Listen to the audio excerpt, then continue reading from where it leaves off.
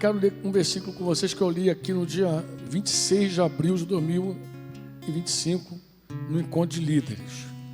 Agora, terminando esse nosso encontro de pastores, eu acho que é muito oportuno ler com vocês também. Principalmente porque a gente espera que o Senhor ele siga fazendo a obra dele onde vocês estão, onde nós estamos. A gente espera que Deus multiplique esse rebanho. Essa é uma das nossas orações. Que Deus multiplique esse rebanho, que Deus traga obreiros para cooperar conosco no cuidado do rebanho, para que não seja um bando de ovelhas sem pastor, né? Ter muitas ovelhas e não ter pastor é uma tragédia. Então Jesus chama a atenção dos discípulos dele para isso, né? Para que não seja um bando de ovelhas sem pastor. Então nós queremos que as ovelhas se multipliquem, mas nós esperamos que essas ovelhas tenham pastores, tenham pessoas que cuidem, né? O nosso clamor está sempre ligado a isso. Nós sabemos que o presbitério de cada cidade não é suficiente para cuidar do rebanho que está ali.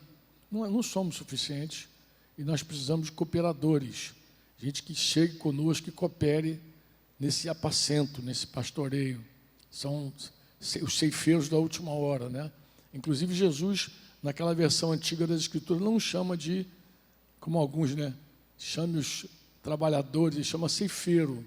Ceifeiro, aquele que não é o semeador que semeia, mas o ceifeiro é aquele que realmente junta, que colhe, que guarda, né? Então, nós precisamos desses ceifeiros aí, gente que junta. Efésios 5:6, Paulo está dando uma advertência aos irmãos, quase que um apelo, e diz: não se deixem enganar com palavras vazias. E depois ele faz a advertência dele. Por quê? Porque a ira de Deus vem sobre os filhos da desobediência por causa dessas coisas. Como assim, Franco? Parece que Paulo está dizendo que os filhos da desobediência, eles compartilham, vivem intensamente de palavras vazias. Eles são alimentados pelas palavras que não produzem absolutamente nada. Eu falei esses dias com vocês, volto a falar, eu creio que nunca houve um tempo como o nosso de tantas palavras vazias. De tantas palavras sem vidas, palavras que não são palavras de Deus de fato, são palavras de efeito, são palavras emocionais, são palavras que centralizam o homem, né? Como Daniel falou, que o homem é o protagonista, é uma versão melhor de você mesmo, e todo mundo parece que gosta disso, entra na internet e fica curtindo e buscando algo que deixe você protagonista, o centro, você é o cara, você é a mulher, né, empoderada. Nós vivemos esse tempo doido. Mas é um tempo também, irmãos, não sei se a gente não chegou a conversar lá com os pastores, mas acho que vale a pena tocar aqui. É um tempo também que a gente tem visto uma praga chamada Beth invadir a nossa nação, e a gente vê os efeitos disso na vida das pessoas. Aqui eu faço uma nota, especialmente das mulheres. Eu nunca pensei que a Beth fosse pegar tanta mulher. O nome já é feminino, não é Beth, né? Parece que a Beth está endemoniada mesmo. E o que tem de mulher envolvida com Beth é um negócio impressionante. Eu conversava com o irmão aqui, o Rafael, Jaline, Rafael, cunhado de Denis ali, irmão de Cíntia, né? Rafael estava me falando que ele estava numa clínica lá atendendo uma pessoa que tinha tentado suicídio. Era uma mulher que se jogou de uma janela qualquer por causa de dívida de Beth, né? Mas eu já tinha ouvido histórias semelhantes, né? Ouvi a história de um irmão que falou: Franco, eu estou embarcado e vi um cara aqui meio aflito, me aproximei dele, já tenho orado por eles, comecei a conversar. E qual é a aflição do camarada? Ele está aqui e a mulher dele está querendo morrer lá em Vitória, Espírito Santo. Está querendo se matar lá no Espírito Santo, porque se endividou totalmente com Beth e não sabe o que fazer da vida. Então é um tempo louco o nosso tempo, né?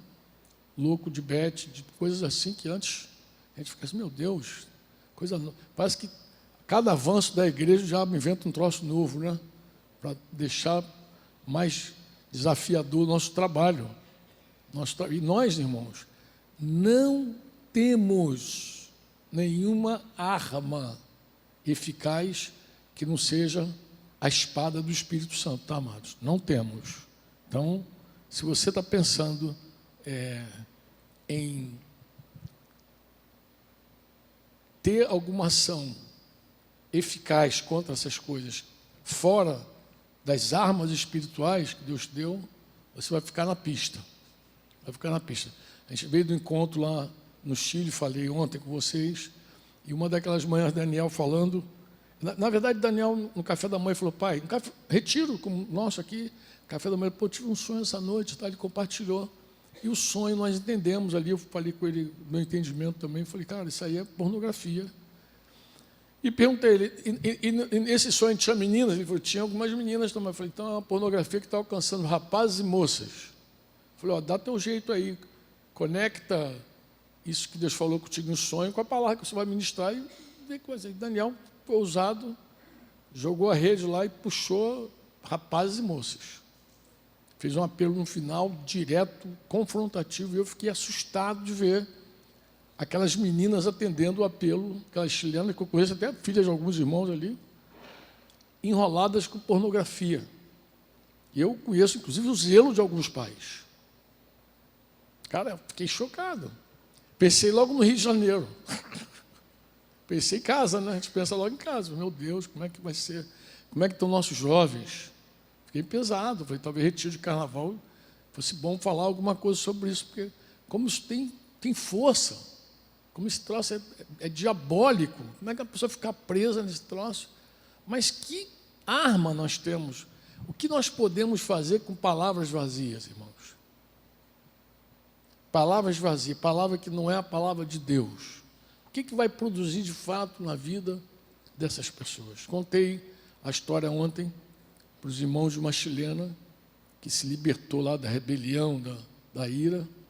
Por muito tempo os pais lutaram de todas as formas para tirar aquela menina daquela cadeia, até Jesus entrar.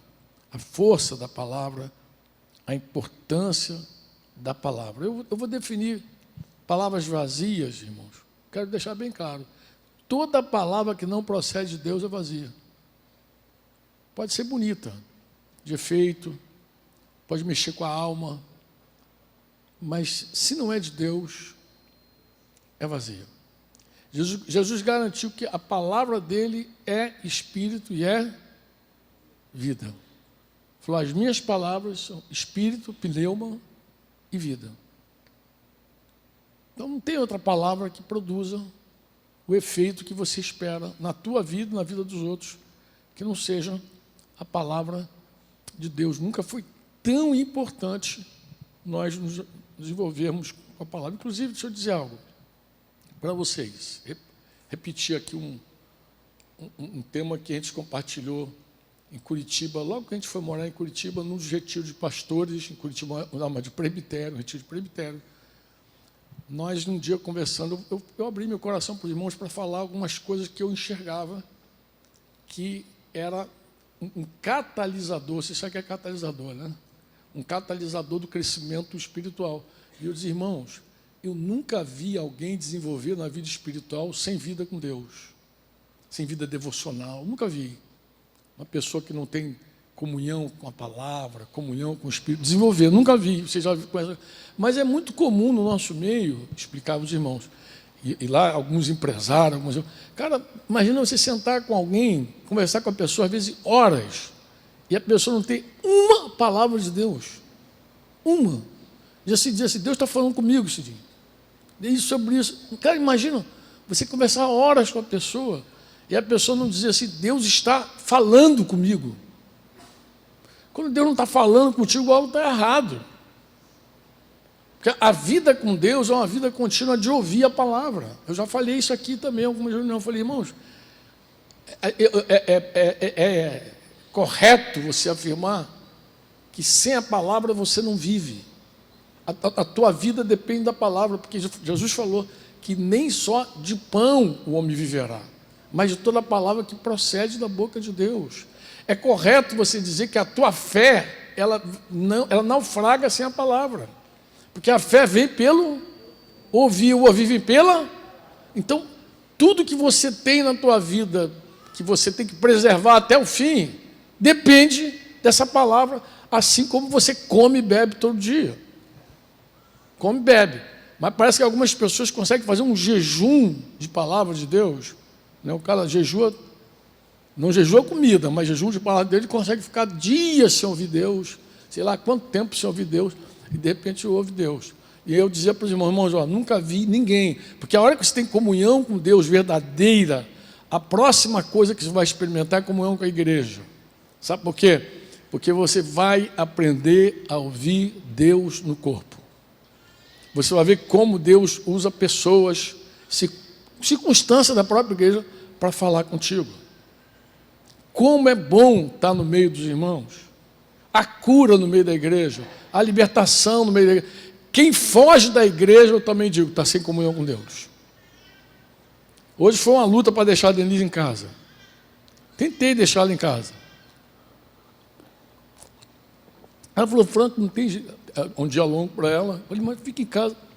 Franco, não tem como. Eu não consigo pensar que a igreja está reunida, eu estou em casa. Natural. Isso é normal.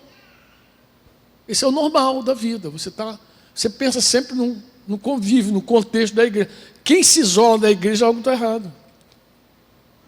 Algo está errado, porque é como se você estivesse em trevas. Porque a luz diz que quando nós andamos na luz, nós mantemos a comunhão uns com os outros. A gente tem necessidade de estar junto.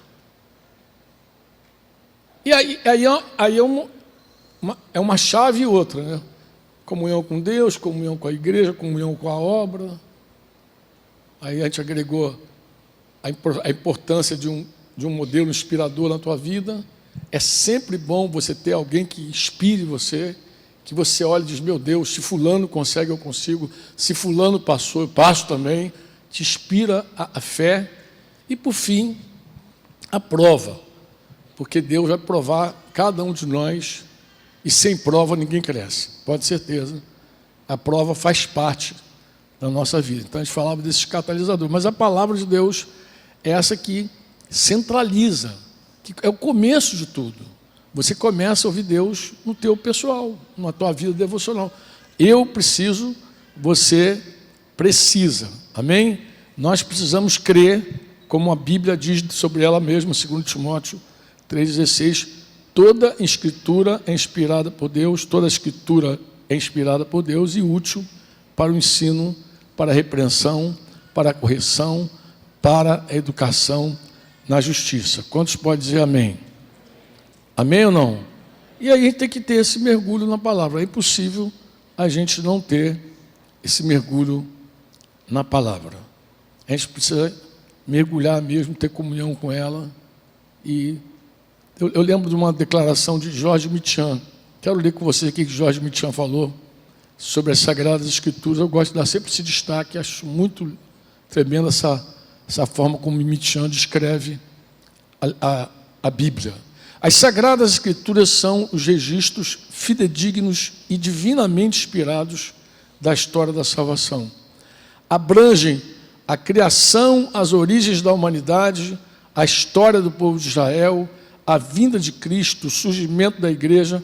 Seu valor transcendente reside no fato de que, em seus escritos narrativos, poéticos, proféticos, testemunhais e epistolares, estão registradas as palavras de Deus. É isso mesmo.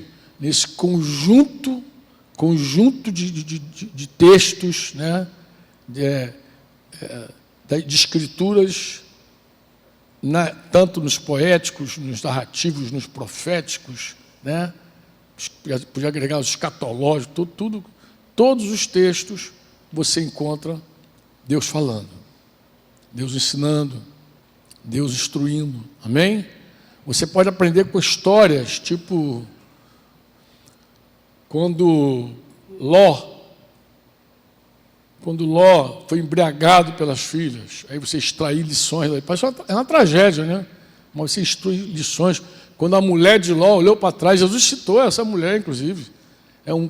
Acho que um versículo pequenininho, lembra? Jesus falou assim: lembre-se da mulher de Ló. É o único versículo que tem lá em Lucas, uma frase assim. Então você vê que a Escritura é maravilhosa, te ensina, você lembra, você tira princípios para você. Você tem muitas instruções por meio da palavra de Deus. Deus falou a indivíduos ou povos e circunstâncias bem peculiares, bem particulares, amém? Que são aquelas palavras que ele chama de palavras circunstanciais. Deus falou mesmo, mas também Deus também falou palavras que se tornaram para nós universais. Universais. Quer ver um exemplo de uma palavra assim, universal? Que às vezes a gente é muito exigente com a Escritura. Vou pegar aqui um exemplo aqui que eu gosto. Quer ver? Hebreus. Outro dia eu estava lendo, eu falei, caramba, essa palavra aqui é muito interessante. Hebreus 13, leia comigo. Nós citamos ele nesse encontro. Seja constante o amor fraternal. Estou lendo a NAA. Não se esqueçam da hospitalidade, pois alguns praticando-a sem saber acolheram anjos. Tomara que Daniel tenha acolhido 2 anjos lá nesses dias, Daniel. Lembre-se dos presos, como se estivesse na cadeia com eles. Dos que sofrem maus tratos, como se vocês mesmos fossem maltratados. Digno de honra, falamos ontem, lembra? Digno de honra é o quê? Entre todos seja o matrimônio, bem como o leito conjugal sem mácula. Porque Deus julgará os impuros e os adúlteros. Alguém tem dúvida que Deus vai julgar os impuros e adúlteros? Não, 1 Coríntios, Paulo fala sobre isso. Que a vida de vocês seja sem avareza, seja isenta de avareza, contente-se com as coisas que vocês têm. Agora, preste atenção, o que o autor da carta aos Hebreus vai dizer? Porque Deus disse. Ele vai declarar que Deus disse, que aquela palavra é universal. De maneira alguma deixarei você, nunca, jamais o abandonarei. Isso Deus disse, ele está falando que Deus disse, pô. Mas ele está citando um texto das Escrituras. Mas Deus disse, isso aonde, Franco? Quando é que Deus disse? Disse lá em Deuteronômio, em Juízes. Deuteronômio, se eu não me engano, 31, não é isso? Dá uma olhada na referência, não é isso aí.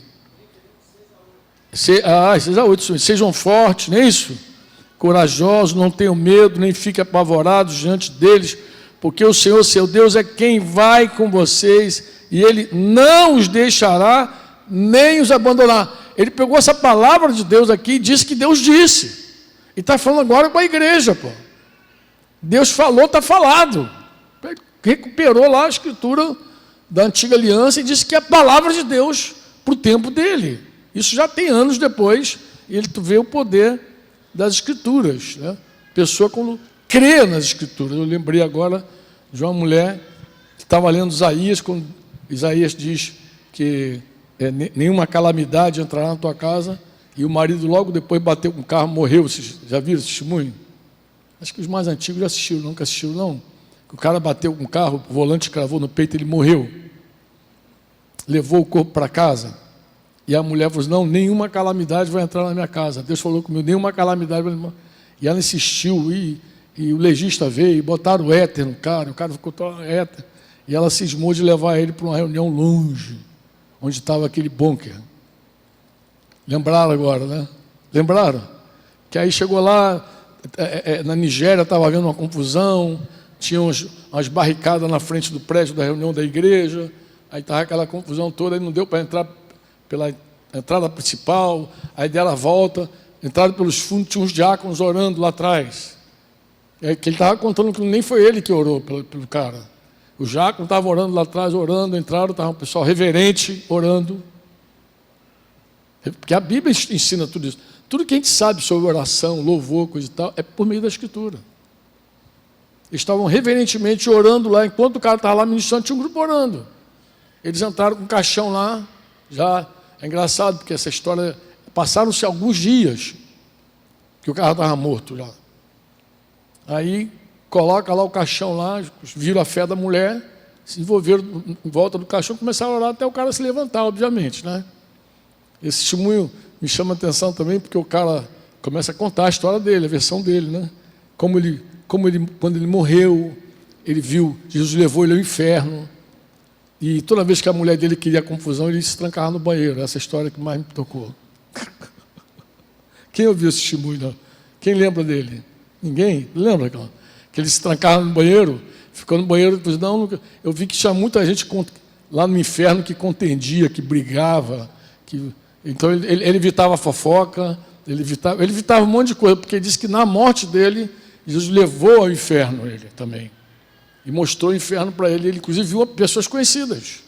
Não sei se a sogra, alguém lá, cara da contenda. E ele falou, desde esse dia, né, ele contando, o testemunho do cara que voltou, pô. Ele falou assim, cara, desde esse dia que eu nunca...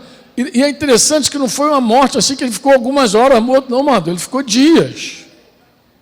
Diz que, passado o tempo, o éter ainda saía do corpo dele. Onde ele ia, os caras falavam, é o cara que ressuscitou.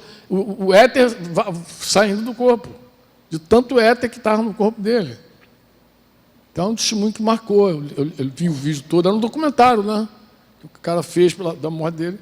Mas eu estava assim, impactado também de ver a fé, que me impressionou, que a mulher dele era uma mulher simples.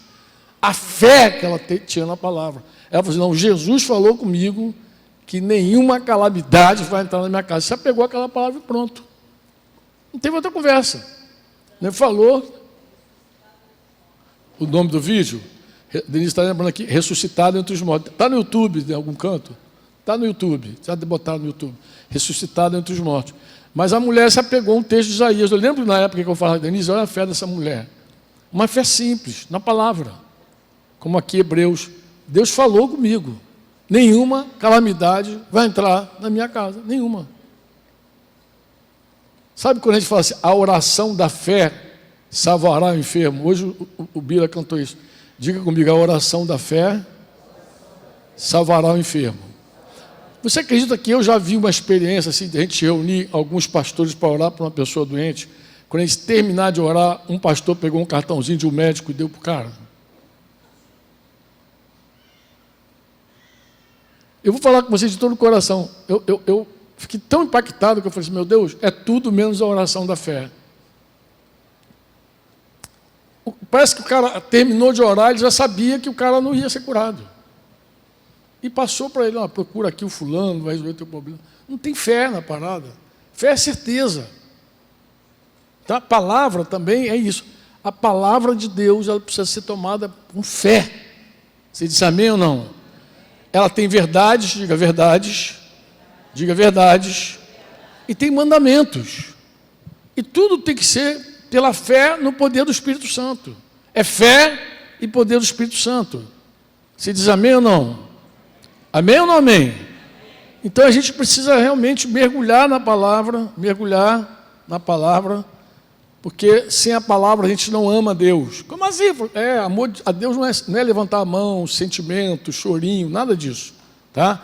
Amor a Deus é João 14, 21. Aquele que tem os meus mandamentos e os guarda, esse é o que me ama. Então, quando você vai, inclusive, quando a gente fala assim, eu tenho um mandamento do Senhor, eu creio na verdade dele e quero obedecer no poder do Espírito Santo os mandamentos dele. Deus olha para você e diz, esse me ama. Essa é a linguagem de amor do Senhor. A linguagem do amor dele é a obediência à palavra dele. Quem crê e guarda, obedece, é o que me ama. Não tem outra pessoa, não tem outro jeito para Deus, não tem. Amém? A palavra de Deus, ela deve ser agasalhada, abraçada por nós com o coração limpo. Como assim, limpo? Um dos maiores entraves à palavra na nossa vida, você quer? É que a gente quer comer sujo à mesa do Senhor. Comer sujo não rola. Não rola. Aqui 1 Pedro 2, 1 e 2. Portanto, abandonem toda a maldade, todo engano, hipocrisia, inveja, como bem como todo tipo de maledicência, aqui o medo do cara que ressuscitou lá, todo tipo de maledicência, como crianças recém-nascidas desejam o genuíno leite, o leite genuíno, espiritual, para que por ele lhe seja dado crescimento para a salvação. Eu falei ontem com os irmãos, irmãos, nós precisamos crer que somos nova criação. Nova criação. Como nova criação em Cristo, é uma nova criação mesmo. Se você crê que é nova criação, foi o que eu falei. Toda a tua história de vida, ela acabou em algum momento. No dia que você foi colocado em Cristo, você foi transportado para antes da fundação do mundo. Então aquela historinha, aquelas feridinhas, aquelas almice, toda aquela tragédia da tua vida, oh meu Deus, aquilo ali acabou, você é uma nova criação. Deus tirou você. É por isso que Deus não alimenta essas coisas, esse sentimentalismo em nós. Por que Deus não alimenta? Porque nós somos nova criação em Cristo.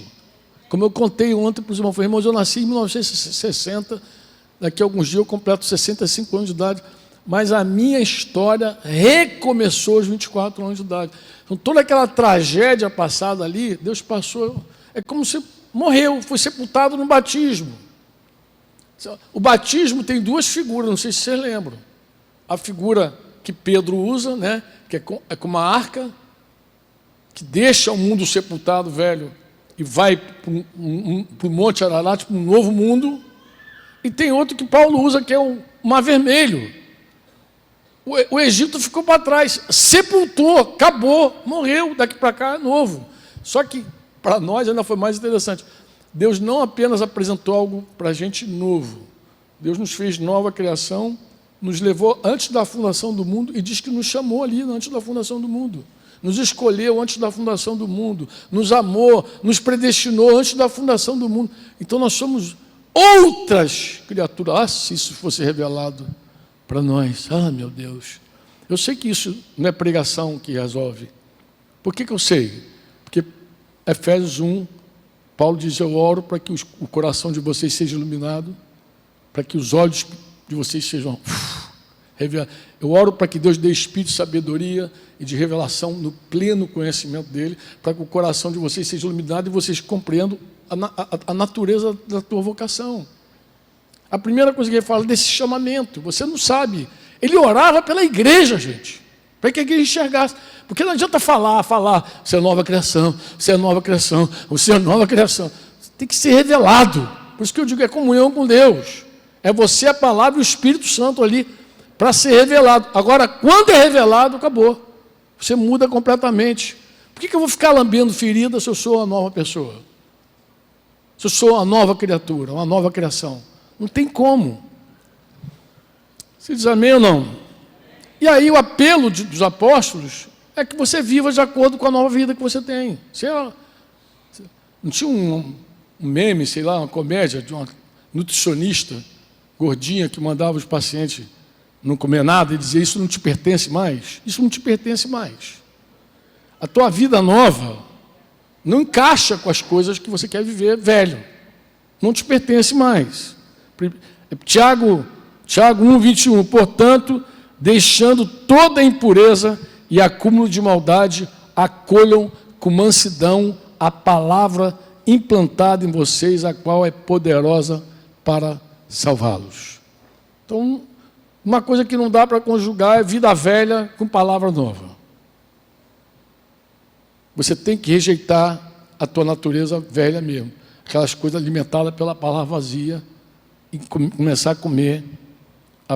E eu estou lendo o texto, 1 Pedro 1, 22 e 25.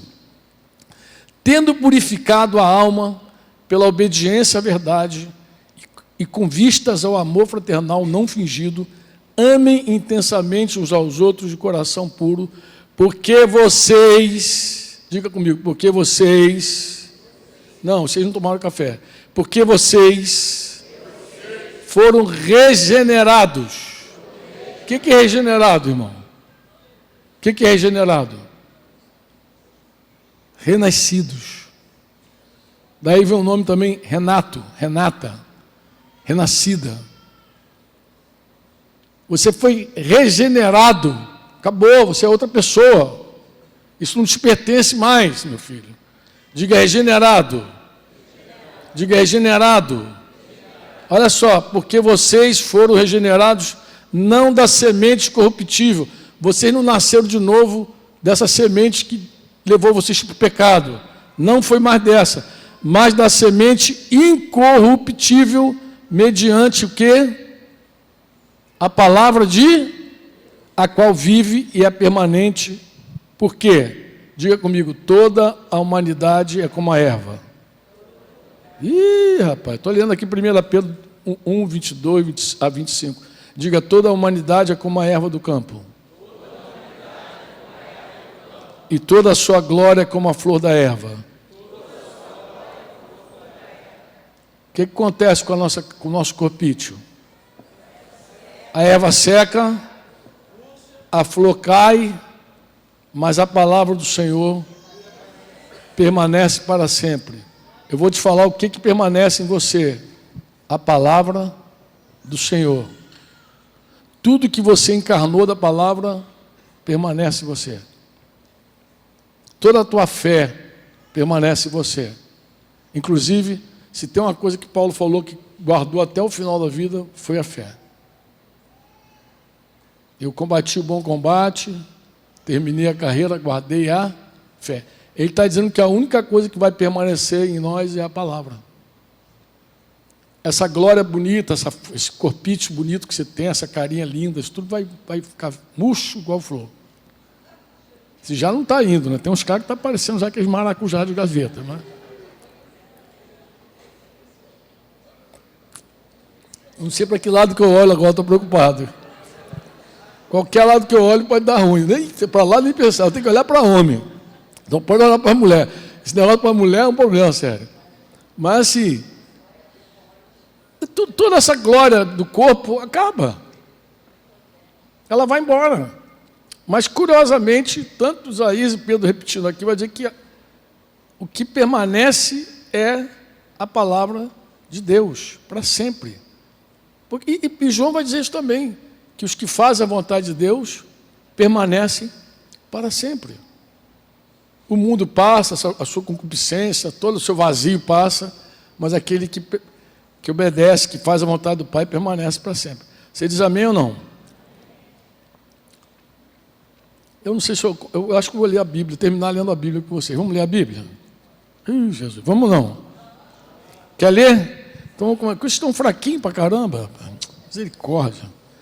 Tiago, vamos ler Tiago 19, 25. Vocês sabem essas coisas, meus amados irmãos. Cada um esteja pronto para ouvir, mas seja tardio para falar e tardio para ficar irado, porque a ira humana não produz a justiça de Deus. Portanto, deixando toda a impureza e acúmulo de maldade. Tu vê que a linha é igual, está vendo? Todos eles falam a mesma coisa. Acolham com mansidão a palavra implantada em vocês, a qual é poderosa para salvá-los. Sejam praticantes da palavra e não somente ouvintes, enganando a vocês mesmos. Porque se alguém é ouvinte da palavra e não praticante, assemelha-se àquele que contempla o seu rosto natural no espelho, pois contempla a si mesmo, se retira e logo esquece como era a sua aparência. Só perguntar para as mulheres que ficam olhando toda hora no celular, elas vão explicar isso para você como é que isso funciona. Mas aquele que atenta bem para a palavra da lei perfeita, lei da liberdade, e nela persevera, não sendo ouvinte que logo se esquece, mas operoso praticante, esse, guarda o que eu vou falar, esse será bem-aventurado no que realizar. Bem-aventurado, você sabe que é feliz, né, amado? Esse será feliz no que realizar. Colossenses 3, 16, 17. Que a palavra de Cristo habite ricamente em vocês.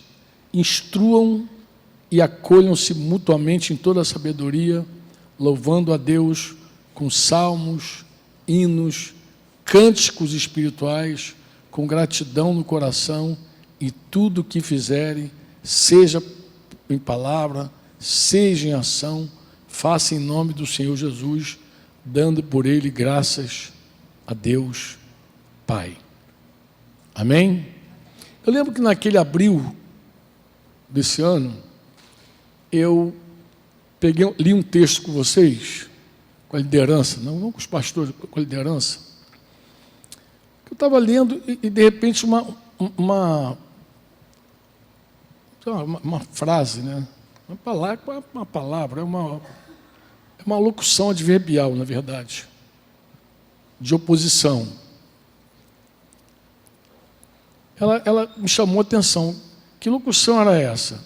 Era pelo contrário. Sabe quando você está lendo a Bíblia e de repente começa uma palavra a repetir-se, pelo contrário, pelo contrário, pelo contrário. E eu me chamou a atenção, falei, cara, interessante. Por que Paulo está usando essa expressão, pelo contrário, pelo contrário? Eu lembro que eu li com vocês. Vocês lembram disso? Não lembram? Se não lembram, melhor que eu vou relembrá-los. Eu vou ler alguns textos com vocês aqui.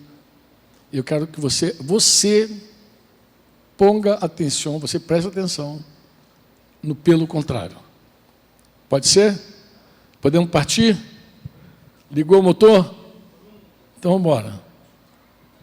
Liga os motores. Vamos ler Efésios 4, de 20 até o 32. Mas vocês não aprenderam assim quanto a Cristo, se é que de fato o ouviram e nele foram instruídos, segundo é a verdade em Jesus.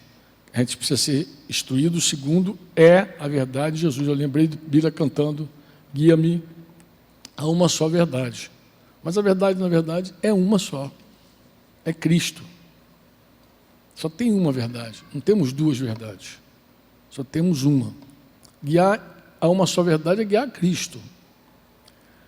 Quanto à antiga maneira de viver, vocês foram ensinados a se despir do velho homem. Quer dizer, quando daquela coisa que vocês viviam lá no passado, daquela criação antiga, vocês foram ensinados a se despir deles, que se corrompe por desejos enganosos e a serem renovados no modo de pensar e a se revestirem do novo homem criado para ser semelhante a Deus em justiça e em santidade que procede de verdade. Você vê que ele está falando de um novo homem, ele está falando de um velho homem, está falando de um novo homem, de uma velha natureza e de uma nova criação. É uma nova coisa, é novo o negócio. Você se despe do velho e se reveste do novo. Amém? Você diz amém ou não? Vamos lá, por isso, deixando a mentira, ele vai começar agora, porque mentira não procede, não te pertence mais a mentira. Deixando a mentira, que cada um faz o quê? Fale a verdade. Então, não é só deixar a mentira. Tem gente que deixa a mentira, mas não fala a verdade. Se você deixa a mentira e não fala a verdade, teus sonhos serão sempre pelada, nua. Ai, tinha um sonho estranho, eu estava sem roupa nua. Deus está falando contigo. Você se despe do velho, mas não se veste de novo. A nossa ação para ser completa é deixar o mal e fazer o bem. E suportar o mal. Tem que ser completo, tem que ser pleno, tem que ser segundo o novo homem. Segundo o Cristo que está em nós. Deixando a mentira, que cada um de vocês fale a verdade com o seu próximo, porque somos membros uns dos outros.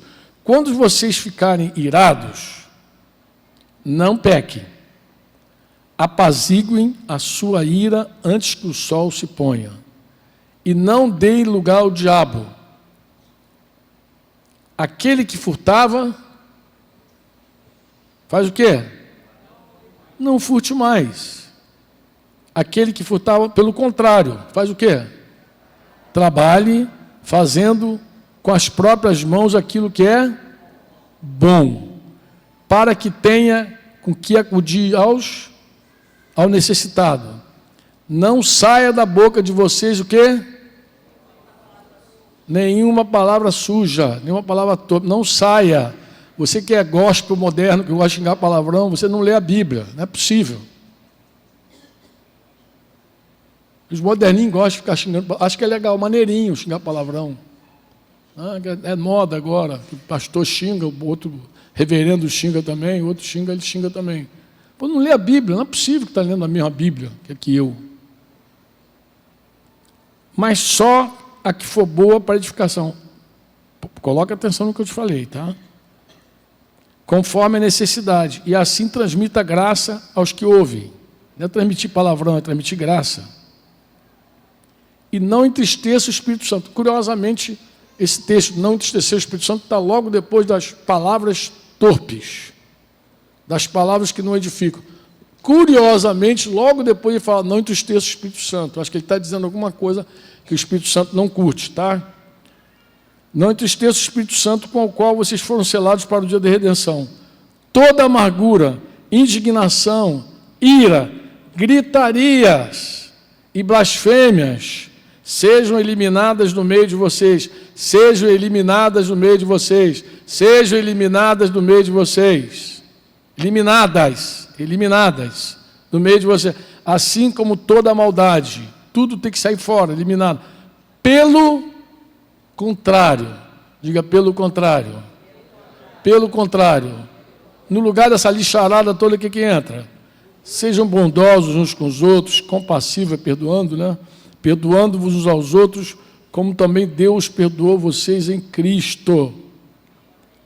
Portanto, sejam imitadores de Deus como filhos amados e vivam em amor, como também Cristo nos amou e se entregou por nós como oferta e sacrifício de aroma agradável a Deus.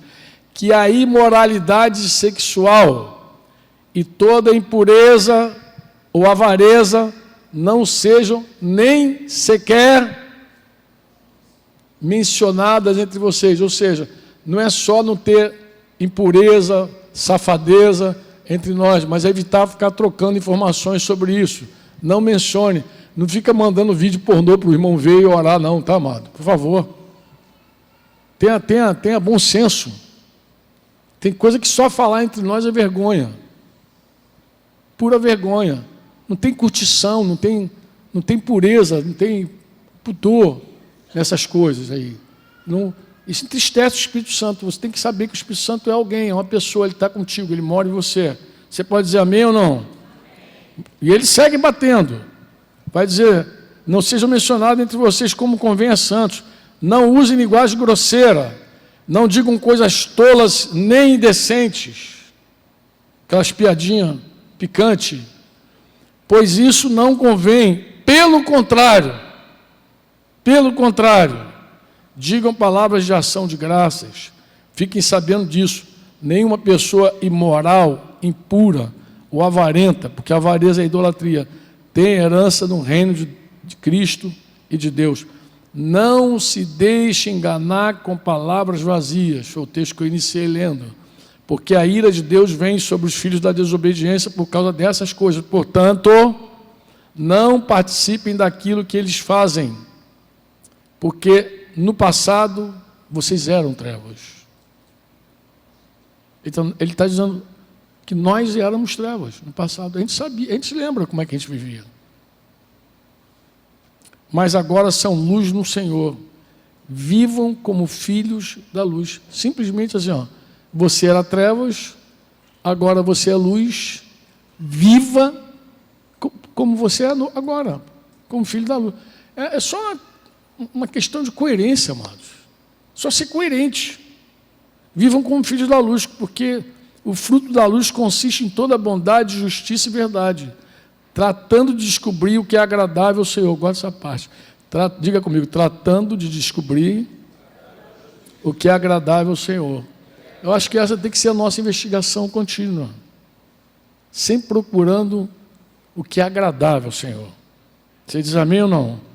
Procurar ser o que é agradável a ti. E não sejam cúmplices nas obras infrutíferas das trevas. Pelo contrário, pelo contrário de novo. Está se opondo à ideia. Ó, não seja cúmplice. O que eu faço? Reprova esse troço. Reprova isso. Não anda aí. Não faz aquele esqueminha. Não é minha amiguinha. Não é meu amiguinho. Não. Se você não está de acordo com essa obra tenebrosa, reprova ela, pô. Desfora de mim, pô. Você diz amém ou não? Porque aquilo que eles fazem em segredo é vergonhoso até mencionar. Mas todas as coisas, quando reprovadas pela luz, se tornam manifestas, porque tudo que se manifesta é luz, por isso é que se diz. Agora diz. Diz lá, amado. Desperte você que está dormindo. Levante-se dentre os mortos e Cristo iluminará. Portanto, tenham cuidado com a maneira como vocês vivem. Esse finalzinho aqui é espetacular. Dá para você pegar só esse versículo e falar a noite inteira. Ó. Tenham cuidado com a maneira como vocês vivem. Vivam não como tolos, mas como sábios. Não como tolos, mas como... Nós ouvimos relatório dos pastores, de algumas histórias ruins até nas localidades, e no final das contas, quando a gente senta para fazer uma análise, a gente vai descobrir isso, que os problemas que nós enfrentamos foi por escolhas de pessoas de viver como tolos e não como sábios. Foi escolha. Escolheu viver como tolo e não como sábios. Aproveitando bem o tempo, porque os dias são maus. Por essa razão, diga comigo, não sejam insensatos, mas procure o quê? Eu tenho que investigar o que agrada a Deus e eu preciso compreender qual é a vontade do Senhor. Qual é o nosso trabalho pastoral? O nosso trabalho pastoral é, enquanto a gente faz a vontade de Deus, ensina os outros a fazer a vontade de Deus também. Como é que se aconselha alguém? Desse jeito. Você está investigando a maneira que agrada a Deus, você está procurando fazer a vontade de Deus, viver para fazer a vontade, senta lá e anima o outro a dizer assim, é por aqui o caminho, mano. É dessa maneira que a gente vive. Não é legal você não estar fazendo a vontade de Deus e querer que outro faça. Concorda? Você fica sem autoridade moral, inclusive. Quando você não faz a vontade de Deus e quer que outro faça, você fica sem autoridade moral. Moral. Você precisa estar no caminho e ensinar o filho no caminho. Enquanto você está nele, para ter autoridade moral. Você vem por aqui, meu filho, de mão dada. Pode colar ele atrás de você e levar ele no caminho. Não é apontar, é por ali, meu filho, e você vê de outro jeito. Isso não glorifica a Deus. Quantos me entendem? Amém? Como é que eu quero terminar esse momento? Eu quero terminar animando os irmãos a se comprometerem com a palavra do nosso Deus. Tudo que a gente vai fazer, acho que tudo que também nos preservou ao longo desses anos, que foi o testemunho que os irmãos deram, alguns pastores mais velhos mantiveram a firmeza de não sair do caminho, servindo como uma referência. Mas tudo que nos guarda é o Espírito Santo falando por meio da palavra. Se nós deixarmos a palavra por algum momento, nós vamos nos desviar, vamos nos perder. Todo problema nosso, irmão, de desvio, é por conta da palavra, passa pela palavra. Todo pecado que nos envolve, nos afasta da palavra. Alguém disse isso há muito tempo. Disse que quanto mais, acho que alguma coisa, eu não vou reproduzir, não vou ser fiel à frase que eu não me lembro, mas ele estava dizendo o seguinte, que o pecado afastava ele da palavra, mas à medida que ele tinha comunhão com a palavra, ele estava afastado do pecado. Então era uma luta mais ou menos assim, e é verdade. Você começa a se esfriar com a palavra, perde a comunhão com a palavra, começa a se encher de palavras vazias, palavra vazia, palavra que não produz nada. Daqui a pouco tua fé começa a naufragar, a enfraquecer. Daqui a pouco tu volta às práticas antigas de pecados que você achava que estava vencido na tua vida. Aqueles fantasmas voltam a te atacar. E você fica assim na maior crise. Meu Deus, não é Deus. Daqui a pouco, ao invés de questionar você, tu começa a questionar Deus. Tu começa a questionar a fidelidade de Deus, aí começa aquele humanismo, poxa, eu tenho te servido, eu tenho te trabalhado, e aí estou aqui meio à deriva, aí começa a colocar na conta de Deus a tua carnalidade. Aí mais um pouquinho para lá, naufrágio total. Vamos aproveitar que é final de ano, já está chegando o final de ano, é tempo de sempre refazer algumas coisas, né? Acho que a gente precisa dar uma depurada e se voltar para a palavra. Voltar aquele zelo com a palavra, leitura da palavra, compromisso com a palavra, meditação da palavra. Ler, não só por ler, que eu acho que também é maior. Ler, tem gente que lê só para cumprir aquela tarefa religiosa. Não, mas de comunhão mesmo. De querer descobrir o que vai agradar a Deus, descobrir a vontade de Deus para a minha vida, para a vida dos discípulos, para a vida da igreja. Não é só vou ler porque eu tenho obrigação de ler, que isso também é horrível, horrível. Isso não produz nada na tua vida. Uma leitura mecânica. Não, eu estou falando de intimidade mesmo, de você estar com o Espírito Santo e ter a necessidade de ouvir Deus. Fala assim, eu preciso te ouvir, eu preciso te ouvir, de verdade, eu preciso te ouvir. Eu sei que tem gente que diz assim, não, eu não leio o livro, só leio a Bíblia, parece até espiritual isso aí, mas deixa eu explicar sobre o livro. Vou aproveitar para pegar um livro aqui do Jorge Mitian na mão. O que é um livro, irmão? É o seguinte, livro que não tem Bíblia eu desprezo, de verdade, eu não curto livro sem Bíblia. Mas o que é um livro? Um livro é uma mensagem, como você está me ouvindo aqui, pregando, ensinando. Alguém botou um texto, você ensina por meio de um livro, você prega.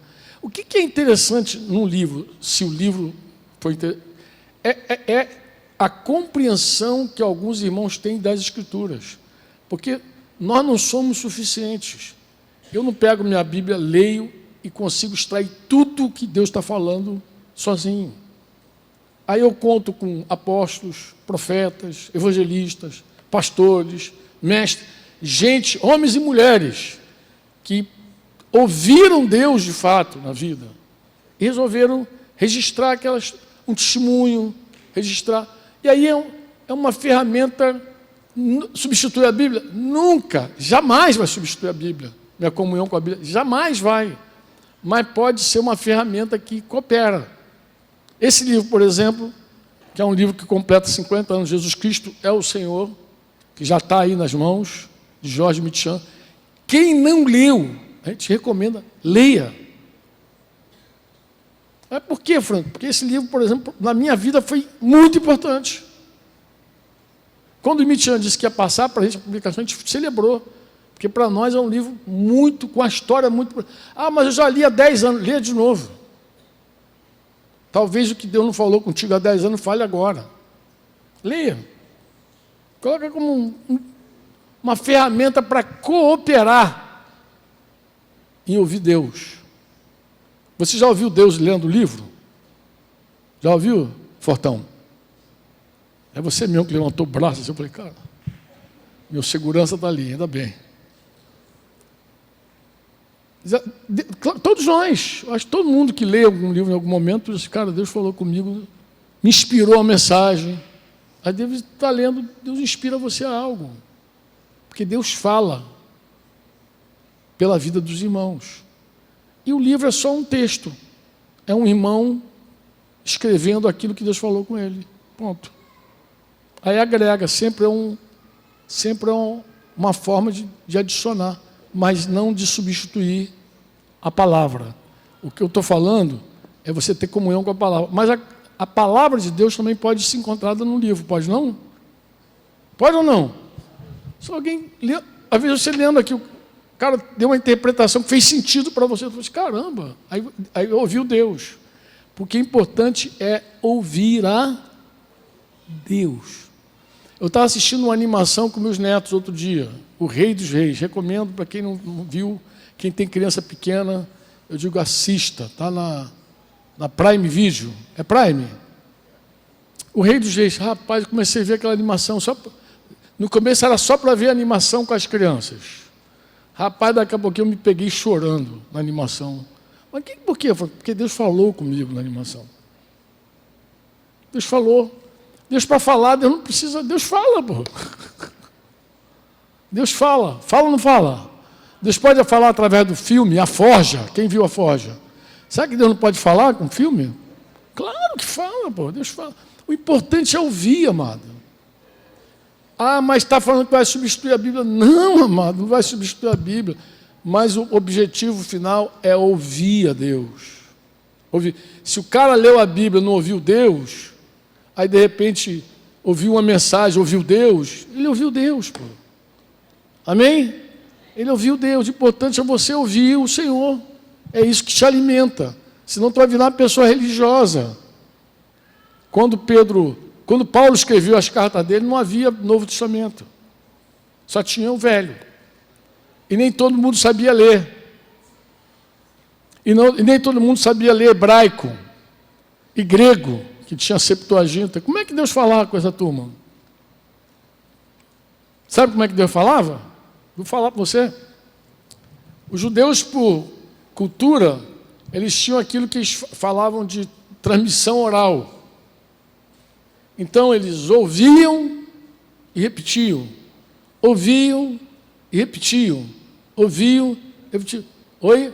Tinha uma tradição no meio deles, que eles chamavam de tradição oral, porque transmitiam oralmente um ensino. As cartas foram escritas depois dessas transmissões orais que ia passando de um para o outro. Então, o que os discípulos 12 ouviram de Jesus, eles sentavam e compartilhavam. Eles não deram um Novo Testamento para cada um. Por favor, não deram, estão ali aí. Estão ali aí, que eu acabei de escrever, fresquinho. Lê aí minha conversa. O Evangelho de João, toma aí, João. Não, mas não foi assim. Anos depois, eles pensaram, é melhor a gente registrar tudo. E começaram a registrar. Pega a data desses documentos, quando os documentos nasceram, e você vai ver. Aí, como é que a igreja viveu antes, então? Transmitindo, ouvindo, transmitindo. E com o que se contava? Com os dons do Espírito Santo. Quando se reúne no mesmo lugar, um tem salmo, outro tem hino, tem doutrina, outro tem profecia. O Espírito Santo está aí presente, pô, ele vai seguir. Agora, se você tem o Espírito Santo e tem a Escritura, você tem tudo o que você precisa para ouvir Deus. Amém? Mas não despreze o corpo, porque no meio do corpo tem essa transmissão, essa tradição que o Senhor vai falando, vai lembrando o texto, vai falando, repartindo. Deixa eu fazer uma pergunta final aqui para os pastores que estão aqui desde quinta-feira. Foi bom estarmos juntos esse tempo? Quem diz amém? Levanta a mão para o anjo anotar teu nome. Anotar. Para mim foi muito bom também. Eu fui muito edificado em ouvi-los em todo momento. Café da manhã, almoços. A gente ia conversando sobre isso, não foi, Denise? Como foi? E Denise só chegou ontem. Eu estou desde quinta-feira aqui com vocês. Como foi bom estar com vocês. Dá vontade de fazer o outro no mês que vem. De tão bom que foi. Mas estar junto tem essa riqueza, né, Lu? Estar junto tem essa riqueza. Ó, para nisso, deixa eu dar uma nota. Cidinho e companhia foi mais temprano hoje. Os caras que chegaram primeiro hoje. Eu falei que se tivesse reunião amanhã, eles iam dormir aqui, cara. Mas tá ficando bom. Cara, tá chegando. Mas a culpa ontem foi do Vascaíno, foi tirar ponto dele lá. O Vasco está sempre perdendo ponto. Ó, queridos, foi bom, Isaías, foi bom, Rafael, foi bom. O simples fato de estarmos juntos, Deus fala quando a gente está junto. Deus fala. Você diz amém ou não? E tudo que nós precisamos é ouvir. O que é, amados, que estão inquietos aí embaixo aí? Fala. Vem aqui, pô. Oh, meu Deus do céu. Você pode chegar do lado aqui, chegando. Chegando. Então, assim, tudo que nós precisamos é ouvir o Senhor. Você diz amém ou não amém? Fala, jovem. Você quer, jovem? Aqui, olha a diferença. Eu tago. Celular. Jovem irmão, semana passada agora, estava conversando com um grupo lá em casa, e a gente estava conversando exatamente sobre esse assunto que envolve a palavra, mas dentro de uma outra perspectiva. Na verdade, assim, é exatamente um complemento do que ele está falando, meu pai está falando, e eu queria ler com vocês Atos 6, 7. Eu vou falar bem rapidinho, bem brevemente, só para, de alguma forma, creio que vai cooperar. Atos capítulo 6, verso 7 diz assim: a palavra de Deus crescia e em Jerusalém o número dos discípulos aumentava. Também um grande grupo de sacerdotes obedecia à fé.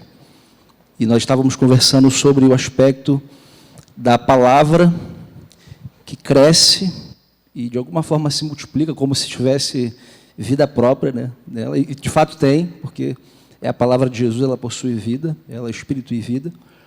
E a gente estava conversando sobre isso, sobre como a gente precisa fazer com que essa palavra se multiplique, se espalhe, se disperse, aumentar esses pontos, né? Cada casa que se abre para a proclamação da palavra é a oportunidade de mais pessoas crerem na palavra, porque se a palavra não for, de alguma forma, espalhada, como as pessoas crerão? Né? Aí volta lá aquela pergunta: como as pessoas vão crer se ninguém proclama a palavra? E um desafio para nós é como elas vão também, de alguma forma, crer em tudo isso, se a gente também não enviar as pessoas para proclamar essa palavra. E eu acho que esse é um desafio nosso, porque vocês sabem do que eu estou falando, nós temos uma pegada, às vezes, muito pastoral, muito caseira, assim, às vezes a gente é muito retraído nesse aspecto da proclamação, do né, do id, e a gente fica muito retido porque a gente acaba, infelizmente, não crendo, irmãos, que se a gente pregar, se a gente proclamar a palavra, tem pessoas que vão crer. Nem todo mundo vai crer, mas tem gente que vai crer. Por quê? Porque o Espírito Santo vai convencer. Essa palavra tem vida, ela vai entrar, vai encontrar uma terra boa e vai frutificar. Amém? Então, a gente precisa, de alguma forma, romper isso entre nós, mas não só em nós, mas também na vida daqueles que estão conosco. Porque existe um pensamento no meio dos irmãos, eu falo isso porque tem pessoas que hoje eu cuido que a gente tenta, de alguma forma, também limpar isso. São pessoas que acham que essa coisa de proclamar a palavra é só para quem vive de tempo integral, é só para quem, sei lá, fez teologia ou fez algum estudo mais avançado, mas não, isso é para toda a igreja. A palavra tem que estar na boca de toda a igreja. Atos capítulo 4, verso 31 diz assim: tendo eles orado, tremeu o lugar onde estavam reunidos, e todos ficaram cheios do Espírito Santo e com ousadia anunciavam a palavra. Aqui ele diz o seguinte: todos ficaram cheios, todos é a igreja, ele não era só o grupo de apóstolos, toda a igreja ficou cheia do Espírito Santo e eles então anunciavam a palavra. E a gente precisa de alguma forma também fazer os irmãos compreenderem, irmãos, que toda a igreja tem participação nesse ministério, toda a igreja tem que se envolver para que a gente alcance e cumpra a nossa missão de fazer discípulos de Jesus. Amém, meus irmãos? Então, eu queria só dar esse pontinho aí, agregar isso para a gente poder seguir avançando na nossa missão. Amém? Acho que vou terminar com esse versículo de Daniel aqui, Atos 6, 7, que vai corroborar, fechar com tudo que eu falei. A palavra de Deus crescia e em Jerusalém o número dos discípulos aumentava. A primeira vez que eu li isso aí, eu fiquei assim, mas como é que a palavra de Deus crescia?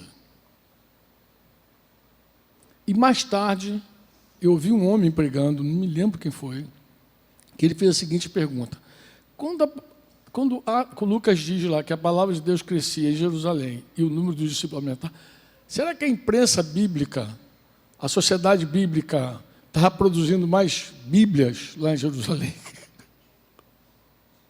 Não havia sociedade bíblica. Então, como que a palavra crescia se não havia nada escrito? Porque quando a gente fala de palavra crescente, já associa imediatamente a mais produção de Bíblia, mais não sei o que, a palavra está crescendo. Tá? Não, é justamente a palavra na vida. É isso que Daniel está falando. É a palavra, sobe aí, é a palavra na vida.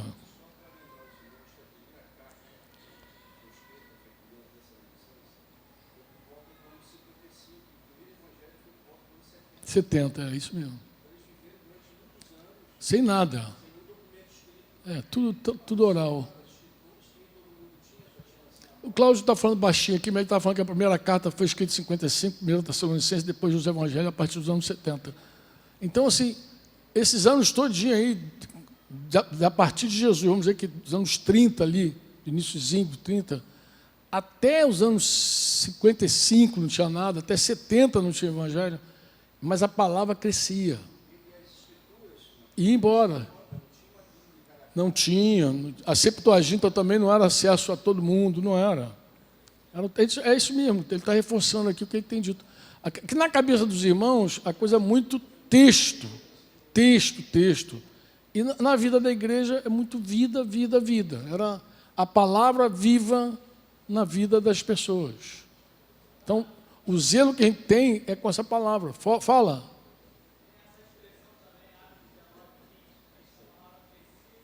Cresci e prevaleci. Atos 19, 20. Outro texto que ele está citando aqui, Atos 19, 20. É que está falando, né? Ó, assim a palavra do Senhor crescia e prevalecia poderosamente. E como que a palavra crescia e prevalecia? Não é a Sociedade Bíblica de Jerusalém produzindo Bíblia. Era a palavra encarnada nas pessoas, viva. E os irmãos guardando a palavra, acolhendo a palavra, vivendo a palavra e transmitindo a palavra. A gente tinha uma frase que a gente ouviu e aprendeu e guardou, né? Que é poucas coisas bem aprendidas, bem praticadas e bem transmitidas. Então, a nossa ênfase sempre... E é impressionante, tudo que vocês contaram nesses dias aqui no Encontro de Pastores passa por isso. De gente que, lá de Teresópolis, que fica impactado. Mas como é que vocês vivem? Ninguém fica impactado com Bíblia, porque, na verdade, todo mundo já tem um monte de crente lá em Teresópolis. Tem um monte de evangélico espalhado por aí. As pessoas não ficam impactadas com mais um evangélico. As pessoas ficam impactadas quando vêem uma vida encarnando a palavra. Uma vida diferente. É isso que impacta as pessoas. Quando tem contato com a palavra viva na vida. É por isso que ele diz que pregar é mais do que falar. A tua vida prega. A tua vida comunica. Né? Tudo comunica. Claro, terminei aqui com os irmãos. Ó, não se esquece não, tá? De levar o seu. Jesus Cristo é Senhor, diz Jorge Bitial.